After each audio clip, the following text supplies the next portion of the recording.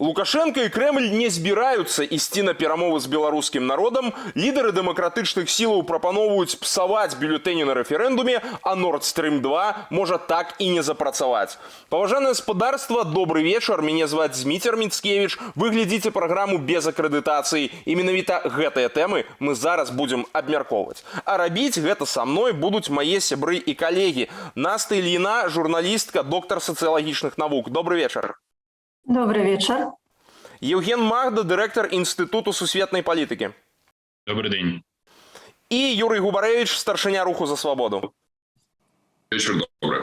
Давайте пачнем, напэўна, з канферэнцыі ў Вене. Падзею так анансавалі, столькі было шуму. На самой справе вынік адпавядае гэтым заявкам ці не? Вось адразу коротко. Євген, на твоє меркаванне. Я думаю, що більшого з цієї конференції очікувати було марно. Сам факт її проведення позитивний, але далі, я сподіваюсь, буде. Я бы параўнала гэта поспех каманды Святланы Ціхановскай, таму што настолькі важная сустрэча была хіба што яе тур у Злучаныя Штаты Амерыкі, калі гэта было ўлетку, і калі яна сустрэлася з прэзідэнтам Злучаных Штатаў Амерыкі Байденам. Сапраўды вельмі цікава, што адбываецца, таму што падчас гэтай сустрэчы у Вене вельмі шмат гаварылася пра тое, што прайшоў год пасля вось гэтых гучных пратэстаў, і што далей. Так, Беларусь чарговы раз нагадала пра сябе, што у нас няма часу чакаць на падтрымку, нам не хапае проста спачуванняў Захаду і гэтак далей, таму Беларусь застаецца на павестцы дня. І што цікава, я бы нават сказала наступным чынам, што калі мы параўноўваем вось цяперашні тур Святланы Ціхановскай у Еўропе, то што цікава, калі папярэдняя яна сустракалася з лідарамі заходніх краінаў і мела вось гэту падтрымку, то цяпер як бы прайшоў год, і вось гэта поле яна пашырае, з кім яна сустракаецца. Зараз бачна, што гэта не толькі лідар краінаў, але і палітыкі розных дзяржаў. Яе атрымліваюць каманды, атрымліваецца трымаць пытанне Беларусі на павестцы дня і вось як бы пашыраць гэты ўплыў. Я думаю, што сапраўды гэта важны візіт, і ён пачаўся толькі з Вены, ён яшчэ працягваецца, і будзем сачыць, што будзе далей. А по-вашаму, што значыць ігнор гэтай падзеі як лукашыстамі, так і Крамлём? Таму што мы ведаем, што запрашэнне атрымлівалі все. Прытым, нават па нашай інфармацыі, там містер Лавров штосьці думаў. Удзельнічаць, не удзельнічаць, увогуле, наколькі гэты удзел, па-вашаму, мог бы быць верагодны, што б ён паказаў? Юрась. Напэўна, у кожнага з бакоў былі свае чаканні ад гэтай сустрэчы. Арганізатары з еўрапейскага боку хацелі, каб яна прывяла да пэўнай дээскалацыі і разрадкі. Дзеля гэтага патрэбны быў удзел афіцыйнага Мінску, які в сваю чаргу заявіў, што не бачыць сэнсу прысутнічаць на падобнага кшталту перамоваў у падобным фармаце. Дэмакратычныя сілы, канешне, хацелі мець таксама пэўнае выйсце з той сітуацыі, якая склалася, і дзеля этого патрэбны былі перамовы якраз такі з Мінскам. Тут я ўжо не кажу пра ролю Кремля, магчыма, яна перабольшаная, но прынамсі нейкіх кантактаў з мінулага году па выніках прэзідэнцкіх выбараў паміж тымі, хто зараз з'яўляецца дэмакратычнай апазіцыяй, і тымі, хто ўтрымлівае дэ-факта ўладу Беларусі, не адбывалася. Таму, калі разглядаць сітуацыю ў гэтым плане, то хутчэй за ўсё сустрэчу ці мерапрыемства можна лічыць не дасягнуўшым сваіх вынікаў. Так, в чарговы раз на дастаткова высокім узроўні былі агучаныя тыя праблемы і чаканні, якія ёсць у Святланы Ціхановскай, яе офіса, у іншых дэмакратычных колаў, якія падтрымліваюць ідэю пераменаў Беларусі. Но гэтыя ідэі былі агучаны перад аўдыторыяй, якая і так дастаткова знаная і так разумее і падтрымлівае беларусаў у імкненні да дэмакратычных ператварэнняў. Іншы бок адсутнічаў, таму казаць пра станоўчы вынік тут не выпадае. Євген, по-твоєму, ми увогуле можемо уявити собі зараз, вось на дадзеным этапе, нейкую вцягнутасць Крамля ці Лукашэнкі у падобнага кшталту дыялог? Могуць яны на гэта пайсці? Што для гэтага мусіць здарыцца? Я думаю, що сьогодні є тандем Лукашенко Путін у здійсненні міграційної кризи на кордоні з Польщею. Тому можливі якісь сепаратні перемовини представників Кремля з представниками білоруської опозиції, але відкрито, абсолютно, так би мовити, звучав заклик Путіна минулого тижня до перемовин влади та опозиції в Білорусі, але він проходив, так би мовити, серед інших, серед внутріукраїнського кризису, який далек від розрішення, тобто, серед загальної брехні Путіна звучав і можливо і брехливий заклик до діалогу влади та опозиції в Білорусі. Я думаю, що в Росії ситуацію в Білорусі вважають для себе контрольованою, тому не бачать додаткових резонів для перемовин з представниками білоруської опозиції, відкритих перемовин. Але вести їх десь під килимом чи за лаштунками, я думаю, в Росії можна. Увогуле, ось на некой такой пляцоўцы збор разнастайных таких сілаў мы можем собі уявіць? І як бы гэта выглядала, Наста? Відаць, мне складана сабе уявіць круглы стол з Лукашэнкам, таму што ўвесь гэты час пасля выбараў ён усім паказваў сабе ў першую чаргу, што ніякіх перамоваў ён не будзе весці, ні з кім. Ён яшчэ некалькі разоў гатовы з аўтаматам пабегаць па сталіцы нашай краіны, але за стол перамоваў ён сядаць не будзе. Гэты выразны месседж ён пераказаў і свайму электарату, і апанентам, і заходнім палітыкам, і пераканаў у гэтым Расію. Я думаю, што у такім супрацьстаянні, таму што ён бачыць сябе як бы і сваю ўладу абсалютна сакральнай і ні з кім дзяліцца ён не збіраецца, тым больш сыходзіць. Таму і мне падаецца ўжо разумеюць, што паказвае гэты візіт Ціхановскай цяперашнюю Еўропу, што еўрапейскія палітыкі, дэпутаты, прынамсі Еўрапарламент ўжо пачынаюць казаць, што трыбунал, так, ніякага круглага стола з Лукашэнкам не атрымаецца, з ім атрымаецца толькі трыбунал. Вось напярэдадні мы бачылі такое даволі нервовае інтэрв'ю журналісту BBC Александра Лукашэнкі. Магчыма, гэта і была такая вось яго рэпетыцыя, як сябе паводзіць у такіх судовых працэсах. На такую рыторыку круглага стола, мне здаецца, застаецца адказваць ему толькі вось такой жа рыторыкай, калі не круглы стол, то трыбунал. Можа, такім чынам вось Гаага яго пужала, Нюрнберг яго таксама пужае. Гэта тое, што шчакоціць, скажам, казатае яму нервы. Вось таксама трэба адказваць. І вось пытанне, зноў ж такі, тое, што мы абмяркоўваем, гэта вельмі складана адказваць на гэтае пытанне не ў кантэксце міграцыйнага крызіса, ці не ў кантэксце таго, што ён прапануе рэферэндум. І вось зараз зноў ж такі пытанне рэферэндуму, што рабіць, ісці на гэты рэферэндум, браць удзел, псаваць бюлетні.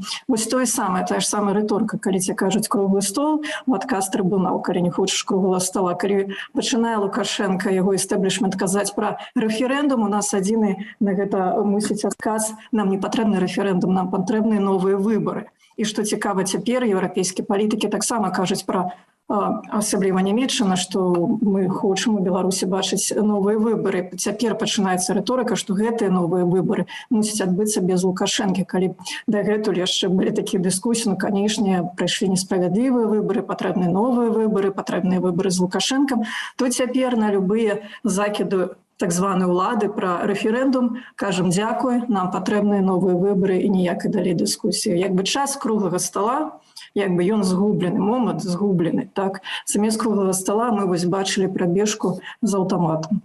Юрась, по-твоему, ёсць якія-небудзь фактары, якія могуць вымусіць Лукашэнку пайсці на такія перамовы? І ці можа гэта зрабіць Крэмль, напрыклад, зноў жа для таго, каб свой імідж палепшыць? Таму што мы ж ведаем, ўжо колькі разоў, вось нават Пуцін гэта прызнаваў, то што публічна да яго звяртаюцца, кажуць, супакой ты свайго гэтага гобліна, то бок разберысь ты ўжо з гэтым, то бок вырашы ты. Але Пуцін публічна пакуль ад гэтага адхрышваецца і кажа, то што мы да гэтага дачынення не маем, размаўляць з Лукашэнкам. Можа прыйсці той момант, калі все-таки ён вырашыць гэтую карту разыграць? Заклік з боку Пуціна да Лукашенка сесці за стол перамоваў з апазіцыяй, ён таксама патрабуе расшыфроўкі і удакладнення, бо невядома, якую апазіцыю меў на ўвазе Пуцін, і тут інтэрпрэтацыі якраз такі дзяржаўнай прапаганды яны пачаліся дастаткова шырокія, там уже віншавалі і Воскресенскага з прызнаннем, і з магчымасцю удзельнічаць у імітацыі падобных перамоваў. Таксама можна казаць пра наяўнасць прарасійскіх сіл у Беларусі, якія дэ-факта знаходзяцца ў непрызнаным становішчы, але усяляк спрабуюць патрапіць на беларускае палітычнае поле праз рэгістрацыю прарасійскіх партый, што да гэтага часу іх не атрымліваецца. Можа быць, якраз Пуцін і меў на ўвазе падобныя сілы як суб'ект перамоваў, бо відавочна, што яго стаўленне да людзей, якія выступаюць за дэмакратычныя перамены і да тых, хто можа, так бы мовіць, прадстаўляць інтарэсы заходніх краінаў, і зноў-такі ў інтэрпрэтацыі як Лукашенка, так і Пуціна, у абодвух стаўленне вельмі негатыўнае.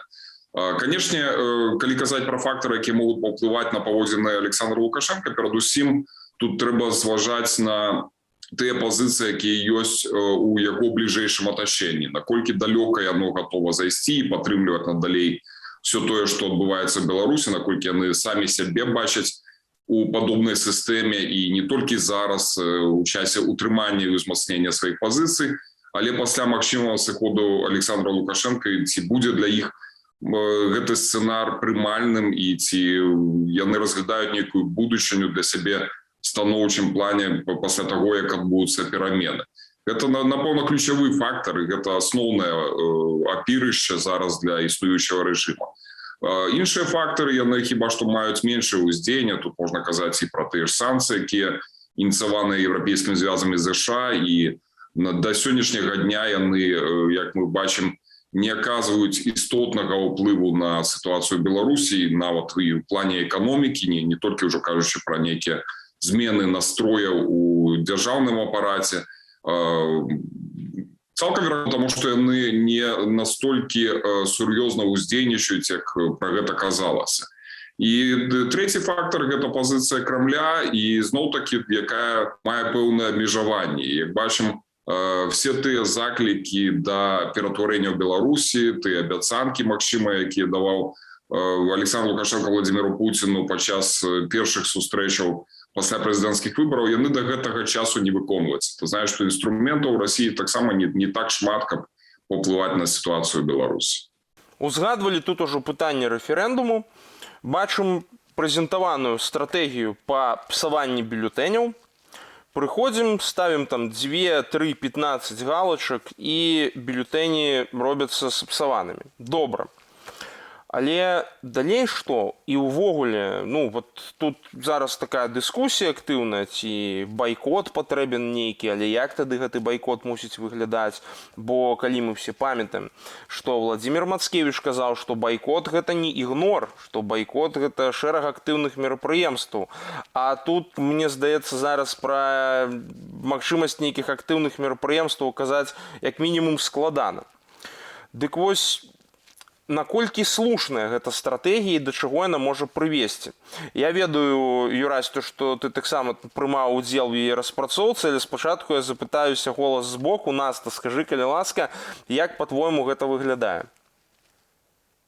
Ведаеш, мне складана сказаць, як гэта будзе выглядаць. Асабіста я на ніякія рэферэндумы хадзіць не буду, і галачкі ставіць не буду ні 15, ні 20. Асабіста мой удзел чыннага байкоту. Так, пытанне ў тым, што вось адказ мой просты. Я разумею, што палітыкі хочуць мець вось гэту кампанію мабілізацыйную і хочуць паўтарыць поспех 2020 года.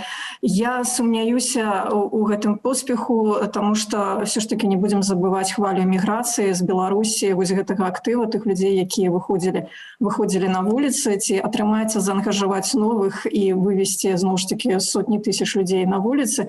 Дакладней, іх ніхто не выводзіў, яны самі павыходзілі, калі яны пабачаць, што галасы зноў скрадзеныя. Но адзіная справа, калі галасы скралі, як бы яны галасавалі за прэзідэнта. Іншая справа, калі нецьмянае пытанне, я памятаю все нашы рэферэндумы, заўсёды пытанне вельмі нецьмянае і слаба зразумелае, што адбываецца. Як гэта змабілізуе людзей, а мне уявіць складана. Ну, зноў ж такі, яны будуць абурацца. Які выбар, які рэферэндум, да, пры Александру Лукашэнкі, які ўвогуле працэс, калі зноў ж такі кіраўнік ЦВК Лідзія Ермошына. Так, для іх адзіны кірунак, калі не Калінінград, куды уцякала пасля выбараў Ермошына, то Нюрнберг і Гаага.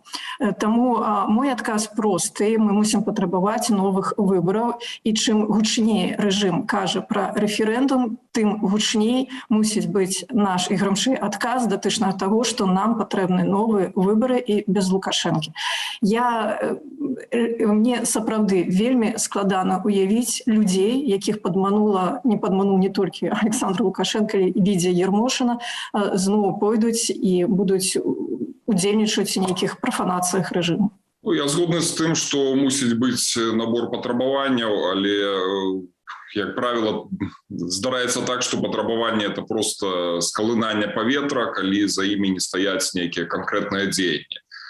І неудзел – гэта слабая стратэгія, якая за ўсе гады існавання рэжыма пацвердзіла сваю нежыццяздольнасць, і найбольш яскравае, напэўна, праяўленне было ці разрядка вот этой ситуации ў спрэчках паміж удзелам і байкотам якраз таки у 2020 годзе, калі толькі актыўная мобілізацыя людзей яна здолела прывесці да зменаў у Беларусі. Так, гэтыя змены не прывялі да сыходу рэжыма, але прынамсі людзі адчулі, што у краіне большасць тых, хто выступае за перамены, яны сябе ўяўляюць пэўную сілу, калі з'яўляюцца здольнымі да самоорганизации и мобилизации.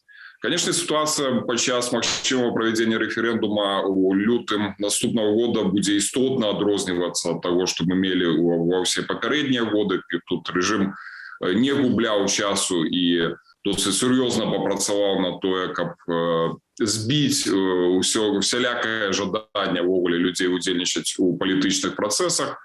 Но тым не менш, я думаю, что калі выбирать паміж стратегиями, то зноў-таки мобилизация на активное дзеянне, она принесе больше корысти, чем отсутность увогуле якіх бы там ни было прояваў громадской активности и просто декларация тых чаканняў і жаданняў там ці патрабаванняў, якія агучваюцца ўжо і са жніўня папярэдняга года. Тому в этом плане, конечно, тут нема моцных падыходаў, бо будзе збольшого ситуація буде контролюватися режимом, но з іншого боку і у режима нема упевненості у тим, що все пойдзе по запланованим імі сценарію. Євген, як думаєш, можна ўвогуле чакаць нейкай падтрымкі беларусамі вось гэтай стратэгіі і з твайго вось досведу, наколькі такія рэчы дзейнічаюць і наколькі яны могуць падзейнічаць у такой сітуацыі, калі ўзровень і градус рэпрэсій ўжо просто, здаецца, нема куды вышэй падымаць. Давайте домовляємо зразу. Я ж громадянин України, а не Білорусі. Я не можу радити, я можу говорити про якийсь досвід.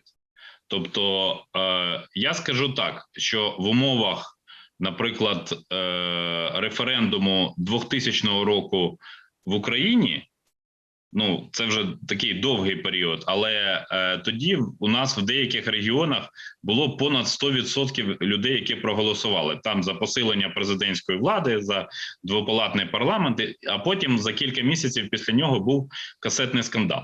Це я до того, що буває, коли є певна вертикаль влади, а вона все-таки в Білорусі, очевидно, є, невизнаною переважною більшістю країн Європи, як Лукашенко, як президент, але вертикаль такої влади існує, кількість силовиків велика, тобто це є факт. Я так скажу, абстрактно.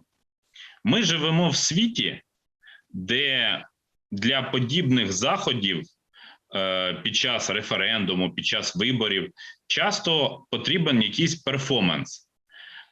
Хто з тих, хто перебуває на території Білорусі, і хто буде брати участь у референдумі, тобто прийде на дільницю для голосування, готовий, наприклад, розвернути свій бюлетень і показати на камеру, як він проголосував. Чи буде там камера на дільниці, чи буде це потім оперативно, ну, зрозуміла моя думка, тобто, щоб я її не розтягував в часі, не забирав наш час. Тобто, це на сьогодні, ну, на сьогоднішній момент я розумію, що легше за все критикувати щось. Я не можу критикувати знову-таки, тому що я за процесами в Білорусі спостерігаю як зацікавлений сусід, а не як їх учасник. Тому я б хотів, щоб був референдум, який призведе до демократизації Білорусі. Але станом на сьогодні, за цими тенденціями, які є, я не бачу такої можливості. Ну, просто це як для зрозумілого і в Україні, і в Білорусі дискурсу, це все одно як уявити, що саме партизани виграли Другу світову війну. Що вони всі з лісів зразу вийшли і зразу змили нацистів, всіх вигнали, а потім і комуністів заразом. Ну, ми так чи інакше часом любимо альтернативну історію, але, на жаль, практична політика, в тому числі і в Білорусі, вона набагато більш цинічна і брутальна. Ну, я, може, коротко у працяг того, що господар Євген Магда громадянин України. Я можу показати паспорт. Так, мы верим. И я хотела бы подкрэсліць, што сапраўды ёсць паралелі з Украінай. І гэты рэферэндум, гэта такі ж самы рэферэндум, я бы параўнала, які праводзяцца ў ДНР, ЛНР і на акупованым Крыму. Ці б удзельнічаў спадару Євген у такіх рэферэндумах, я глыбока сумняюся. Трэба не забываць, што Беларусь на сённяшні дзень акупаваная краіна, яна краіна з абмежаваным суверэнітэтам. Таму наша адказнасць як грамадзян удзелу у таких рэферэндумах, ну, як бы мы несем адказнасць і сваім удзелам у такіх злачынных дзеяннях нашай улады. Ну, дакладна не нашай, а той, што знаходзіцца у Менску. Але, глядзіце, якая цікавая рэч. Толькі з'явілася інфармацыя аб тым, што будзе ўжо нейкая кампанія пад гэты рэферэндум, маўляў, ёсць план арганізаваных дзеянняў, псавання гэтых бюлетэняў, як тут Лукашенко ўжо пачынае, а можа і гэты рэферэндум неяк і перанесці, ой, а можа тут ёсць людзі, якія ўжо і не хочуць новую канстытуцыю. Ну і вось пачынаецца вось гэтае, карацей, далейшае юленне, якое адназначна не падабаецца ягонаму крэмлёўскаму падзельніку. І вось у сувязі з гэтым мне вельмі цікава, ці ёсць верагоднасць, што гэты рэферэндум зноў пасунецца, зноў ён будзе спрабаваць Владзіміра Владзіміровича пракінуць неяк, таму што зразумела, што ён баіцца, мы гэта бачым. Бок вось гэтая вся рэакцыя нервовая вельмі, ўсё гэтае перажоўванне гэтага рэферэндуму ўжо колькі месяцаў ідзе, а выніку мы не бачым, то бок нават ніякіх ні праектаў, нічога не прэзентавана.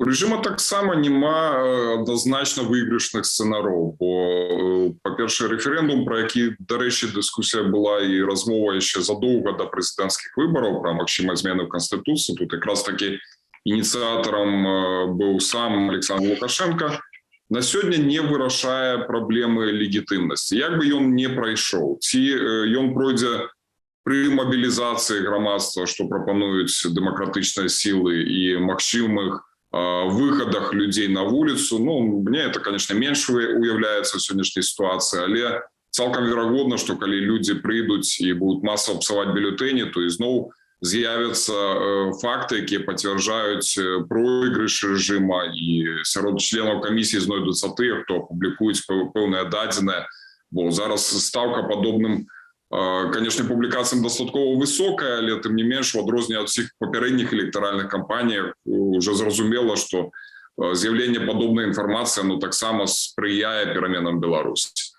Гэта адзіны сцэнарый. Іншы сцэнар, калі будуць пачутыя прыхільнікі байкота і людзі не прыйдуць, ён таксама цалкам верагодны, бо у людзей ёсць пэўная стомленасць, і хіба што адзіная рэакцыя, якая можа быць на прапанову дэмакратычных сілаў, калі гэтыя прапановы будуць узгодненыя і канкрэтныя і дэклараваныя з адной крыніцы, без розных разнабояў. Тут, конечно, ёсць выйгрыш у тых, хто дэклараваў стратэгію удзелу і псавання бюлетэняў, тому што яны здолелі паміж сабой аб'яднацца і прэзентаваць гэта як супольную прапанову.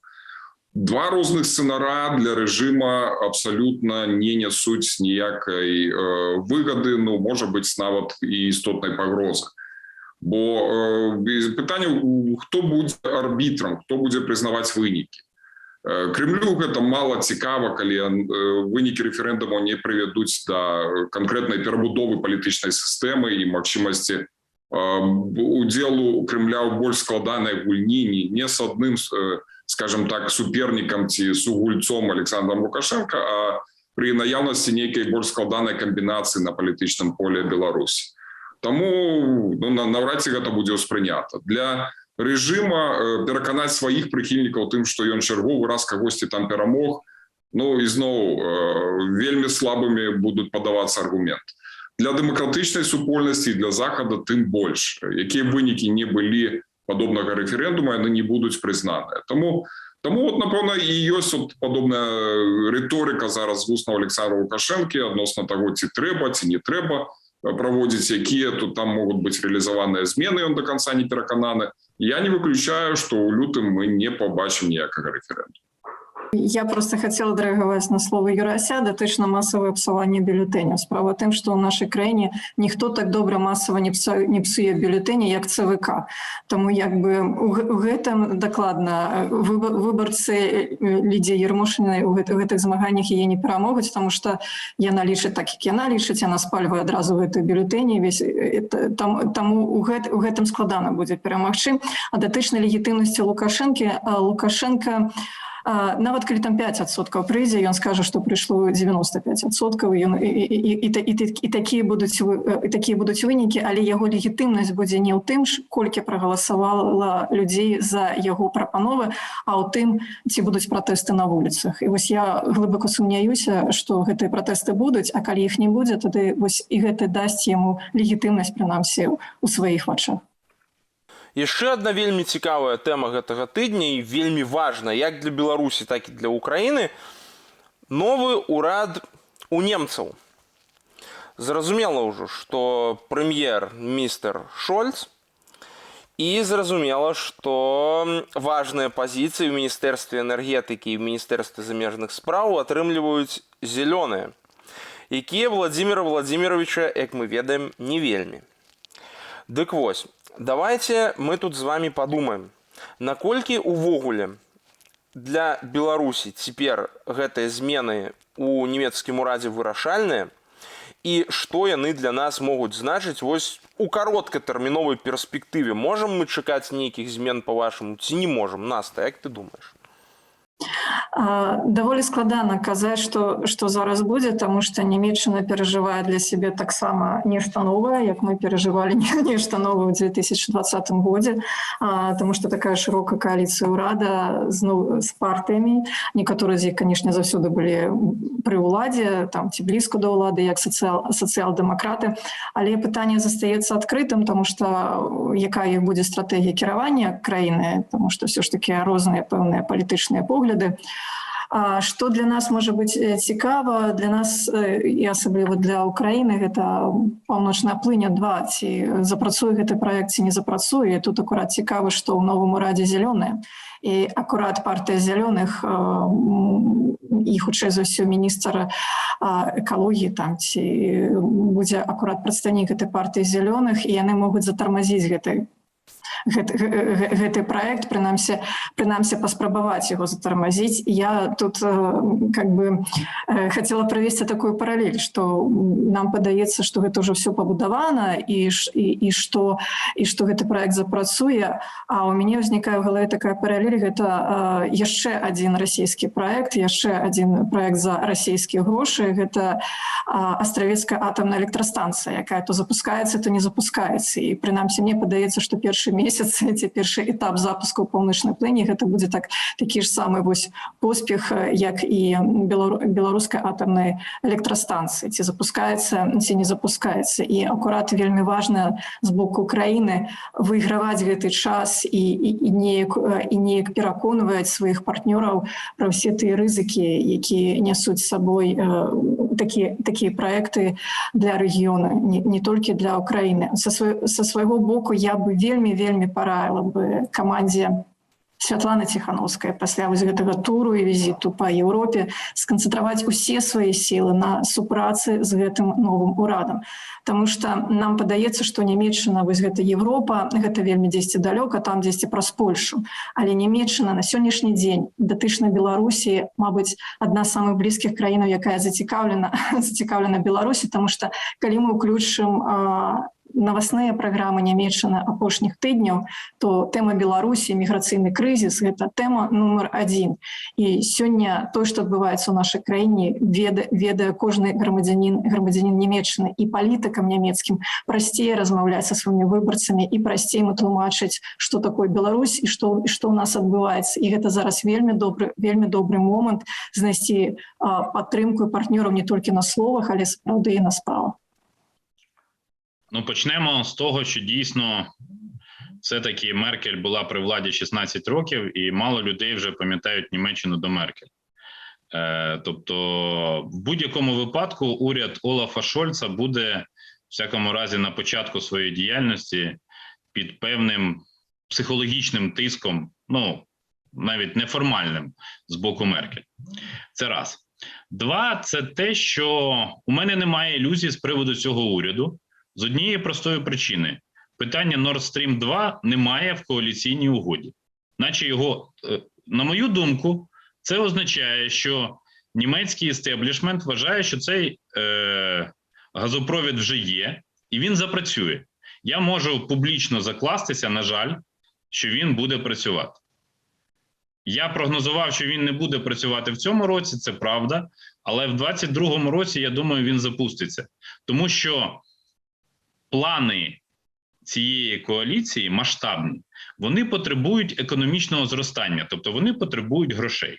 Гроші за рахунок, в тому числі, гарантованого постачання російського газу. Тому розраховувати, що буде якийсь, тобто не буде жодних в цьому сенсі кроків на зустріч Росії, я не можу. Тобто в Росії так є бачення, як це просувати. В Німеччині дійсно зелені виступають проти, а ХДС, ХСС та соціал-демократи виступають за. І дійсно ми більше в публічній сфері будемо чути Анна-Лену Беброк і Роберта Габека, будемо частіше їх чути, тому що вони будуть займати посади в федеральному уряді. Але Орднунг, порядок, є канцлер, який цілком очевидно, я думаю, в перші 100 днів здійснить візит до Москви і буде шукати там можливості для діалогу з Путіним, звичайно, під найкращими, якими тільки можуть бути намірами, тобто для того, щоб забезпечити стабільність і все інше.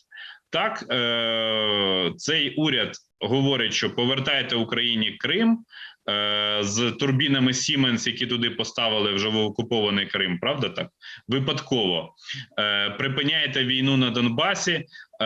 Ми будемо підтримувати рух асоційованого тріо до Європейського Союзу, але якщо ми дивимося на те, що каденція цієї коаліції 4 роки, то вони можуть підтримувати, всією душею підтримувати, рвати на грудях сорочки, але за 4 роки Україна, Молдова і Грузія не стануть членами Європейського Союзу. Це об'єктивна реальність, хоча б тому, що перед нами стоять ще країни Балкан, а ми, країни асоційованого тріо, ще не почали перемовини. Тобто Україна на сьогоднішній момент не визнана європейською державою на політичному рівні Європейським Союзом. Про вступ до НАТО Ця нова коаліція мовчить, наче в рот пива набрала. Ну, це теж цілком передбачувано. Німеччині ці всі радощі абсолютно ні до чого, тому що вона чітко розуміє, що це більше інтерес Сполучених Штатів, а не Німеччини. Тому жодних ілюзій бути не може. Це світлофор. Світлофор, де кольори будуть мінятися в залежності від публічних заяв, звичайно. І я думаю, що от така практика трикольорової коаліції, яка змінила 8-річну двокольорову червоно-чорну ХДС, ХСС та соціал-демократів, вона буде певним випробуванням для Німеччини. І говорити, що зразу там і Офіс федерального канцлера, і міністр закордонних справ поставлять перед Німеччиною такі питання, даруйте, перед Росією, питання, на які та не зможе дати відповідь, ну, дай Боже нашому теляті наздогнати вовка та його покусати. Вось тут варта прыгадаць выступ Светланы Ціхановскай ў Еўрапарламенце. Якраз такі спадарства, паглядзіце, трэба штосьці рабіць, што гэта таксама і ваш інтарэс. Наста, па-твойму, увогуле маем мы права так звяртацца да еўрапейцаў і наколькі яны гэта пачуюць? Безумоўна, мы маем права звяртацца да еўрапейцаў, таму што мы таксама Еўропа, як сказала Святлана Ціхановская, забытая Еўропа, але мы еўрапейцы. І ўсё ж такі адказнасць пэўную маем мы перад Еўропай, і Еўропа перад намі. Я бы сказала, што нас пачуюць і нас ужо чуюць, і дзякаваць мы за гэта мусім Александру Лукашэнку, Церцелю, кіраўніку КДБ і вось усе, хто стаіць за гэтым планам міграцыйнага крызіса на межах Еўрапейскага Саюза. Калі раней тая ж самая Беларусь ці Украіна разглядалася проста, ну, гэта такая сфера ўплыву Расіі, ці палова Расіі нейкая і гэтак далей, то цяпер ёсць выразнае разуменне, што Расія ўжо стаіць, і яе інтарэс, і яе гібридныя атакі, гэтак далей, ужо на межах з еўразвязам. І гэта сапраўды рэальная пагроза для бяспекі ўсяго рэгіёна і пагроза для еўрапейскага звязу. І таму вырашаць зараз гэтую сітуацыю трэба. І ўсе разумеюць, што сёння мы маем праблему з міграцыйным крызісам. Заўтра, калі Пуцін застаецца пры ўладзе, Александр Лукашенко застаецца пры ўладзе, будуць чарговыя выклікі, чарговыя гібридныя атакі, а можа і не проста гібридныя, але ўжо і атакі, таму што расійскія войскі неяк ужо апошнім часам перыядычна маршыруюць пад межамі Украіны, каля межаў Украіны і гэтак далей. Тое, што зараз кажуць еўрапейскія палітыкі, што яны казалі і Святлане Ціхановскай, што мы ўжо разумеем, што Лукашенко трэба стрымліваць і мусіць быць выразны сігнал, што ён не мусіць перакрочваць вось гэтай чырвонай лініі. Я нагадаю, што чырвоная лінія апошнім часам вельмі модна было казаць у дачыненні да Владзіміра Пуціна. Цяпер ужо такая рыторыка ў дачыненні да Александра Лукашэнкі.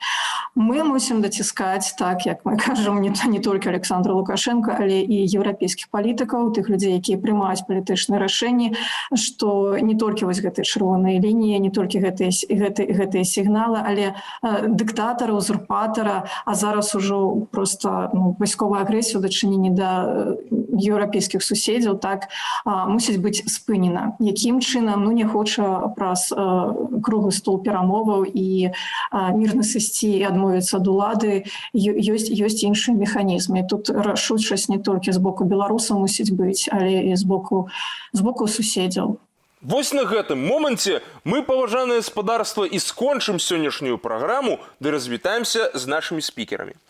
Бачыце, хоць мы, беларусы, і з'яўляемся сапраўднымі еўрапейцамі, ды маем падтрымку еўразвязу, у любым выпадку у баявой гатовасці патрэбна ў першую чаргу заставацца нам самым.